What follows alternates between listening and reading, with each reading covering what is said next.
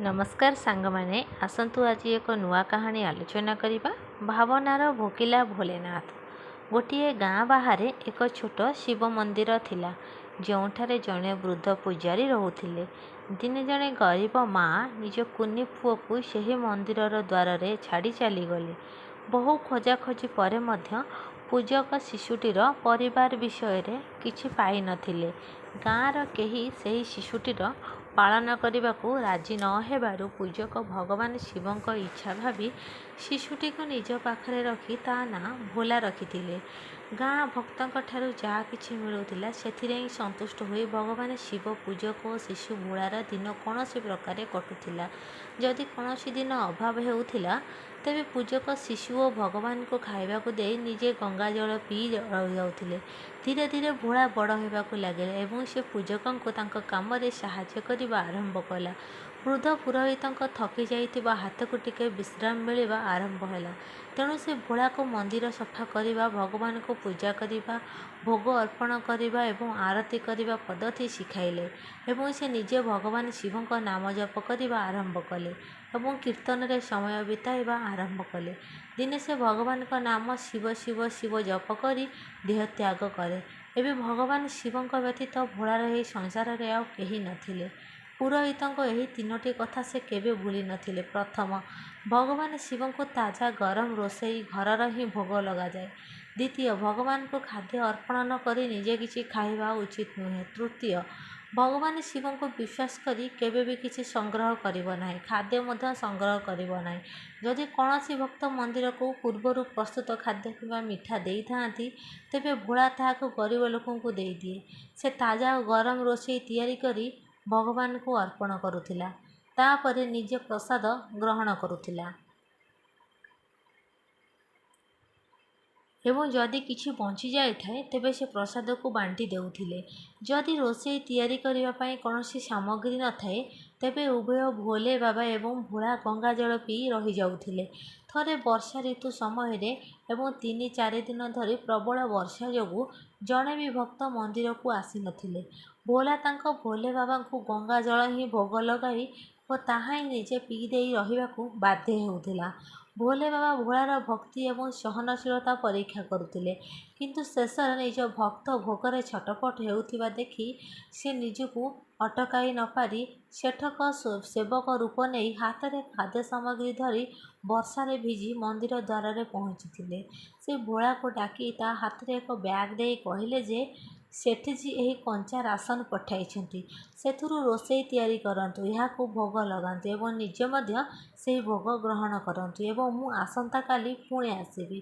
भोला भगत तांको आशीर्वाद दे विदाय देवा परे सुखिला कंचा काठरे धुआं रे गरम रोषेई तैयारी करी भोले बाबा को भोग अर्पण करथिले एवं निजे मध्य से भोग ग्रहण करथिले।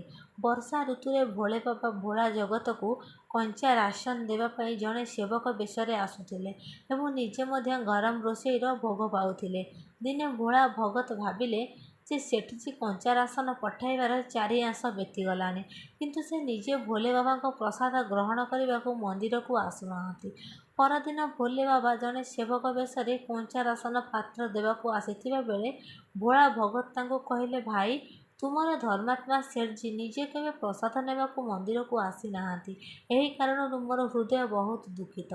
तुमे सेठजी को कुह जे आसंता काली से मध्य प्रसाद ग्रहण करने को मंदिर को आसीबे। यह शुणी सेवक होइथिबा भोले बाबा भयभीत होई कहिले, पुरोहित महाशय सेठजी तुमको मो माध्यम रे कंचा राशन पठाती, आपण मध्य एथिरे भगवान को भोग लगाती एवं निज मध्य प्रसाद ग्रहण करती, तेबे मझिरे सेठजी को डाकिबार कौन आवश्यकता अछि? जेपरी चलीछि सेपरी चलिबाकू दिए ना। भोला भगत कहले, एमिति केमिति चलिबो? आपणकर धर्मात्मा सेठजी मते दिन धरी कंचा राशन पठाउछंती, मु कोन तांको भगवान को प्रसाद देबार मोर कर्तव्य मध्य पूरण करिबि नाही? मु काहाठार उधार नहीं खाइबाकू चाहू नाही।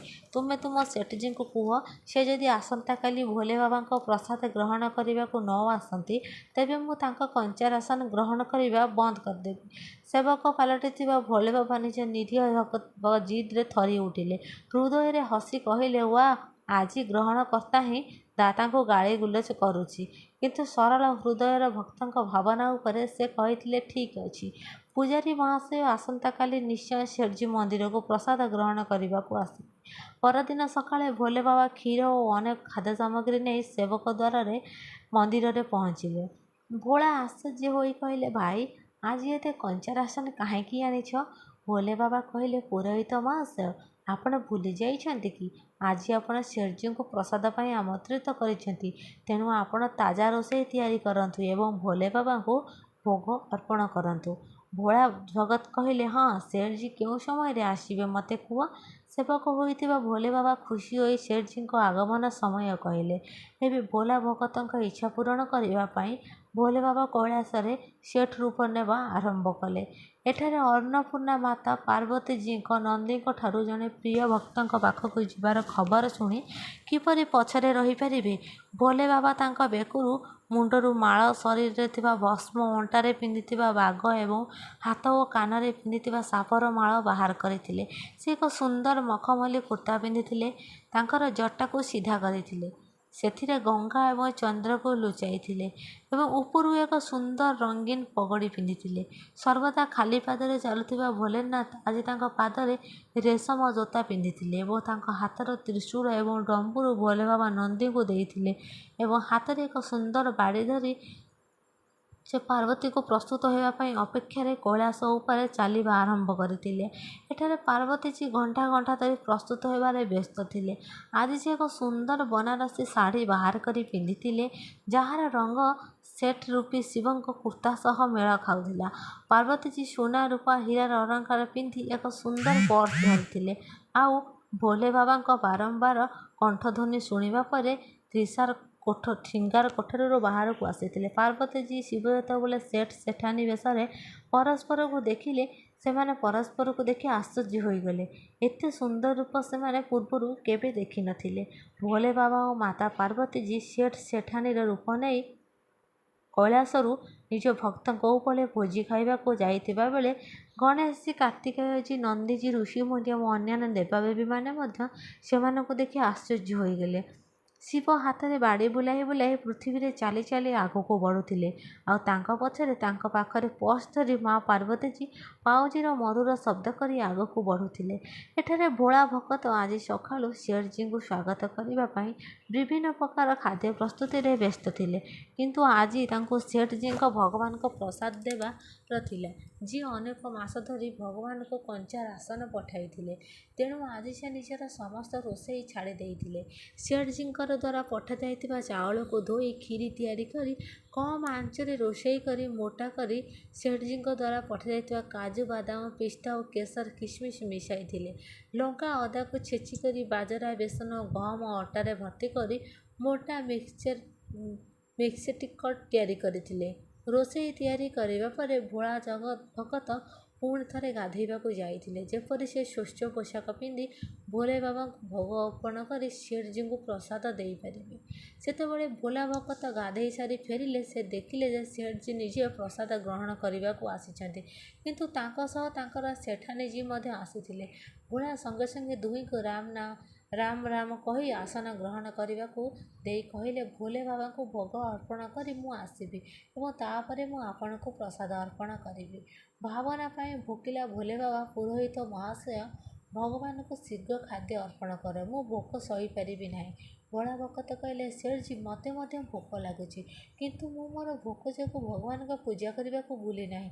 ଯଦି ଦୁନିଆର ସମସ୍ତ ଲୋକ ସମାନ ଢଙ୍ଗରେ ନିଜ ଭୋଗ ପାଇଁ ଭଗବାନଙ୍କୁ ପୂଜା କରିବାକୁ ଭୁଲି ଯାଆନ୍ତି, ତେବେ ଭଗବାନ ଭୋକରେ ରହିଯିବେ। ଭୋଲେ ବାବା ଗୋଟିଏ ପ୍ଲେଟ ଉଠାଇ କହିଲେ, ପୁରୋହିତ ମହାଶୟ, ତୁମେ ଭୋଗ ଅର୍ପଣ କରି ଆସ ଏଠାରେ, ମୁଁ ଖାଦ୍ୟ ପରଷି ଦେଉଛି, ମୁଁ ଭୋକ ସହିପାରିବି ନାହିଁ। ଭୋଲା ଭଗତ ସେଠଜୀ ହୋଇଥିବା ଭୋଲେ ବାବାଙ୍କୁ ଗାଳି ଦେଇ କହିଲେ, ସେଠଜୀ, ଭଗବାନଙ୍କ କାମରେ ତରବରିଆ ହେଲେ ଚଳିବ ନାହିଁ। ମୁଁ ଭଗବାନଙ୍କୁ ଭୋଗ ଅର୍ପଣ ନ କରିବା ପର୍ଯ୍ୟନ୍ତ ତୁମେ ରୋଷେଇ ଘର ନିକଟରେ ବୁଲି ପାରିବ ନାହିଁ। ଏଠାରେ ଚୁପଚାପ ବସି ଓଁ ନମଃ ଶିବାୟ ଜପ ଜାରି ରଖ। ମୁଁ ଏବେ ଆସୁଛି, ତୁମକୁ ଭୋଜନ ଦେଉଛି। ସେଠ ରୂପ ନେଇଥିବା ଶିବ ଗାଳିଗୁଲଜ ଶୁଣି ଚୁପଚାପ ଆସି ନିଜ ଆସନରେ ବସିଗଲେ। ଏହି ଅବସ୍ଥା ଦେଖି ମାତା ପାର୍ବତୀଜୀ ତାଙ୍କ ହସକୁ ରୋକି ପାରିନଥିଲେ। କିନ୍ତୁ ଭୋଳା ଭକତ ପାତ୍ରରେ ରନ୍ଧା ସାମଗ୍ରୀ ନେଇ ମହାପ୍ରଭୁଙ୍କୁ ଭୋଗ ଅର୍ପଣ କରିବା ପାଇଁ ମନ୍ଦିର ଯାଇଥିବା ବେଳେ ଶିବ ପାର୍ବତୀଜୀଙ୍କୁ ଚୁପ୍ ରହିବାର ସଙ୍କେତ ଦେଇ ନୀରବରେ ରୋଷେଇ ଘରେ ପହଞ୍ଚି ପ୍ରତ୍ୟେକ ଖାଦ୍ୟର ସ୍ୱାଦ ଚାଖିବାକୁ ଲାଗିଲେ। ଭୋଲେ ବାବା ପ୍ରସାଦର ସ୍ୱାଦ ଚାଖି ଆଶ୍ଚର୍ଯ୍ୟ ହୋଇଗଲେ। କ୍ଷୀରରେ ଚିନି ପରିବର୍ତ୍ତେ ଲୁଣ ଥିଲା ଏବଂ ପନିପରିବାରେ ଲୁଣ ବଦଳରେ ଚିନି ଥିଲା। ଭୋଲେ ବାବା ଏକ ଦାନା ରୁଟିକୁ ଭାଙ୍ଗି ପାଟିରେ ପକାଇବା ମାତ୍ରେ ରୁଟିରେ ଲଙ୍କା ମିଶା ଯାଇଥିବାରୁ ସି ସି କରିବା ଆରମ୍ଭ କରିଥିଲେ। ସି ସି କରି ସେ ଓଲଟା ଦୌଡ଼ି ଯାଇ ନିଜ ଆସନରେ ବସିଥିଲେ। ମା ପାର୍ବତୀଜୀ ନିଜ ସ୍ୱାମୀଙ୍କ ଏପରି ଅବସ୍ଥା ଦେଖି ହସିବାକୁ ଲାଗିଲେ। ଭୋଲେ ବାବା ପାର୍ବତୀଜୀଙ୍କ କିଛି ସ୍ପଷ୍ଟୀକରଣ ଦେବା ପୂର୍ବରୁ ଭୋଳା ଭକତ ଓମ୍ ନମଃ ଶିବାୟ ମନ୍ତ୍ର ଜପ କରି ଆସିଥିଲେ। ରୋଷେଇ ଘରେ ସେ ଅନ୍ୟ ବ୍ୟଞ୍ଜନରେ ପ୍ରସାଦକୁ ମିଶାଇ ତାହାକୁ ପବିତ୍ର କରିଥିଲେ ଏବଂ ତାପରେ ସେଠଜୀଙ୍କ ସମ୍ମୁଖରେ ଖାଦ୍ୟ ପରଷି ଦେଇଥିଲେ ଏବଂ ହାତ ଯୋଡ଼ି କହିଲେ, ସେଠଜୀ, ଏବେ ଆପଣ ନିଜ ପେଟ ଭରି ଖାଦ୍ୟ ଗ୍ରହଣ କରନ୍ତୁ। ଭୋଲେ ବାବା ତାଙ୍କ ଭକ୍ତି ଅପେକ୍ଷା ଭକ୍ତଙ୍କ ହାତରେ ତିଆରି ରୋଷେଇର ସ୍ୱାଦ ଅଧିକ ଚାଖିଥିଲେ।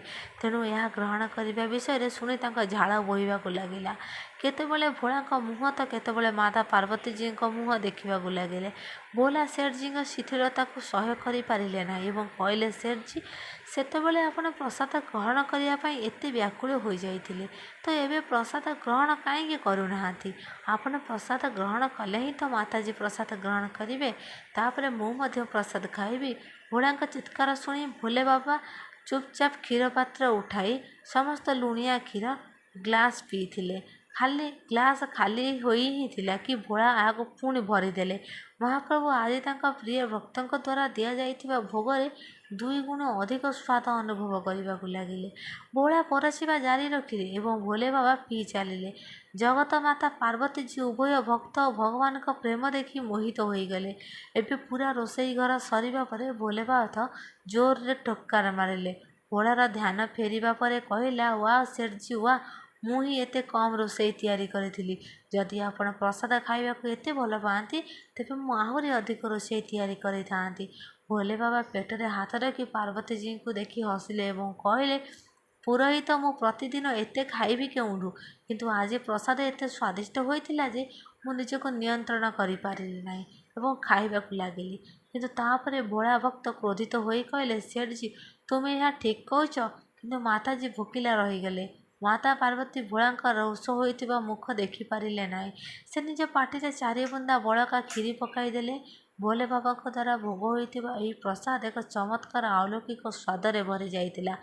ଜଗତ ଜନନୀ ମାତା ଏଭଳି ସୁଗନ୍ଧିତ ଏବଂ ମଧୁର କ୍ଷୀରିର ସ୍ୱାଦ ଚାଖି ସନ୍ତୁଷ୍ଟ ହୋଇଥିଲେ ଏବଂ ସନ୍ତୁଷ୍ଟ ହେବା ମାତ୍ରେ ବ୍ରହ୍ମାଣ୍ଡର ପ୍ରତ୍ୟେକ ଜୀବ ସନ୍ତୁଷ୍ଟ ହୋଇଥିଲେ। ଭୋଳା ଭକତ କହିଲେ, ସେଠଜୀ, ଆପଣ ମାତାଙ୍କ ପ୍ରସାଦ ଗ୍ରହଣ କରିଛନ୍ତି, ଏହା ମୋତେ ବହୁତ ଖୁସି ଲାଗିଲା। ଭାବି ନିଅନ୍ତୁ ଯେ ଆପଣ ଦୁହେଁ ପ୍ରସାଦ ଗ୍ରହଣ କରିବା ଦ୍ୱାରା ମୋ ପେଟ ମଧ୍ୟ ଭରିଗଲା। ସେମିତିରେ ମଧ୍ୟ ମୋ ପାଇଁ ଗୋଟିଏ ମାସରେ 4 ଏକାଦଶୀ ହୋଇଥାଏ। କିନ୍ତୁ ଭୋଲେ ବାବାଙ୍କ ପ୍ରସାଦର ଅନାଦର ନ କରି ମୁଁ ମଧ୍ୟ ଗୋଟିଏ ଚାଉଳ ଦାନାଟିଏ ପାଟିରେ ପକାଇ ଦେଉଛି। ଭୋଳା ଏହା କହି କ୍ଷୀରି ପାତ୍ରରେ ଥିବା ଚାଉଳର ଏକ ଦାନା ଉଠାଇ ପାଟିରେ ରଖିବା ମାତ୍ରେ ତାଙ୍କ ଜନ୍ମ ଜନ୍ମାନ୍ତର ଭୋକ ଓ ତୃଷ୍ଣା ଦୂର ହେବା ସହ ସମସ୍ତ ଇଚ୍ଛା ପୂରଣ ହୋଇଯାଇଥିଲା। ତାଙ୍କ ଜ୍ଞାନର ଆଖି ଖୋଲିଗଲା ଏବଂ ସେ ତ୍ରିଲୋକୀନାଥ ଭଗବାନ ଶିବ ଏବଂ ଜଗତ ଜନନୀ ମାତା ପାର୍ବତୀଜୀଙ୍କ ଆଶୀର୍ବାଦରେ ମୁଦ୍ରାରେ ତାଙ୍କ ସାମ୍ନାରେ ଠିଆ ହୋଇଥିବା ଦେଖିଲା।